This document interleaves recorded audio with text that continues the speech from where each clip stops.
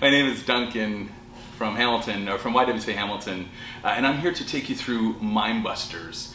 So thanks for coming out tonight and today. It's going to be a great piece. I'm going to show you a couple of things of Mind Busters, and we're going to show you a classic Brainteaser that we've changed, and we made it a bit more challenging. We're going to show you how to do that too.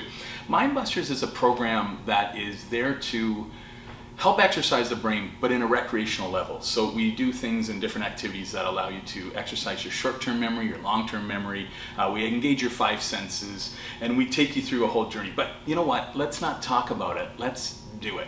You're gonna need a little bit of equipment for this little exercise called the Quick 26. So you're gonna need a piece of paper.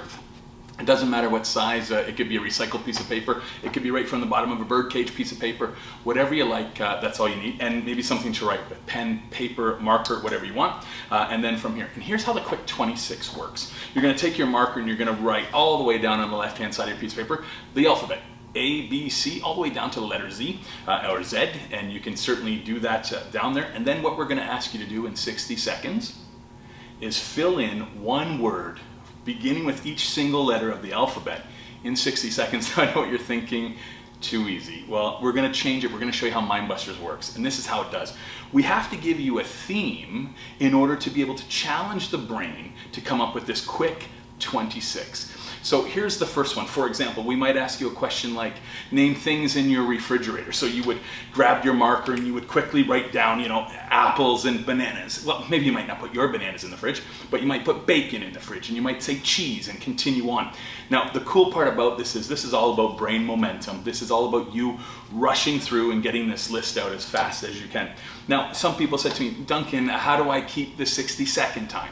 Here's what you can do. You can either set the stove to 60 seconds, you can set the microwave to 60 seconds. If you have a wristwatch or an iPhone or something along those lines, you can do that as well.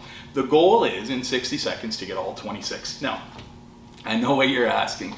This might err a few times. You got to give me a challenge. You got to give me something else. So I want to show you how you can change this particular exercise and make it a bit more challenging.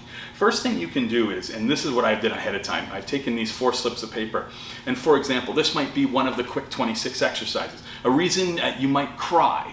Now, of course, here's what you do at the beginning of the day. You write all your little slips of paper down, you fold them up, put them into a bowl, and then when you're ready to try this Quick 26 in 60 seconds, you simply just reach your hand into a bowl, and boom, this is going to be your Quick 26 theme. Reasons why you might cry. Now, if you find that that's not challenging enough, it's so easy. You make your own themes. You make them up the night before and you put them into that bowl. Now, if you find that the challenge is too challenging in 60 seconds, let's change it again. And here's how we do it. You simply just set the clock timer to stopwatch. You do all your 26. If it takes you 10 minutes, 20 minutes, 30 minutes to get it all, and then you stop. And then the next day you wake up, you say, hey, I'm going to try it again. You keep the same theme and you try and beat your time. Or, you know what's really great for the brain? Competition. So you could go to all parts of the house, all the people that are in the building and say, hey, what was your score on the Quick 26? You could post your score up in the laundry facility. You can post your score somewhere. You can call a friend and say, hey, listen, do you want to try the Quick 26 and challenge somebody else to this? And again, just start competition. It's always friendly, it's always fun, and keep going. Or you can challenge a friend by the phone. You can give them your perfect theme and ask them to write down A all the way down through the alphabet, and then one at a time, just doing this Quick 26. The real cool part about the Quick 26 is brain momentum. Once you get that brain going, you don't have to go A to B and B to C and C to D. You can simply jump A and for example, I know that jam is in my fridge, so I might just jump to the letter J and keep on going. So that's the Quick 26. That's what it is. You need a piece of paper, a pen. Everyone's got that stuff. I want to show you something else too. I'm sure everyone has seen something like this. We can pick this up at our local dollar store, and you can see that they're just word searches, all kinds of different things. I've seen you've been doing, everyone does these. We've been doing them for years. Here's the interesting part about it. They're done by a computer. And there's a program that designs it. So our brain is able, believe it or not, to pick up how these are printed and how they're designed. So we found a way to change the Quick 26. We found a way to change this for you as well. So I want to show you this. This is simple. You go to your Dollarama and you simply just fold this out. And now I'm simply going to, as you can see, the words are on the one side. Here's the puzzle on this side. And now you just sit and I look for barcodes and so on all the way through and I find them. But we're going to mind bust you today. We're going to take this right out. Now I'm doing this live, so I'm just ripping this right through. And now I don't know what words to look for. And now we're changing that a little bit. So now I'll keep that little word list off to the side and I'll start looking for it. If you want another challenge, I got another book here and I want to show you this, because all of the books, as you can see, have a title across the top. So if you want to make this a bit more challenging, very simple, watch this. I'm going to just simply take my hands, I'm going to take the title and I'm going to remove it from the puzzle.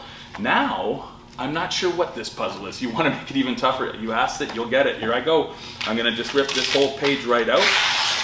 And just like so, I'm going to make a nice fold here. So not only do I not know the title, I also don't know the words in there either. So it does make it a bit more challenging. If you wanted to take a basic project, like a word search, and make it tougher, you can certainly do that. I want to show you one more piece that we would always encourage.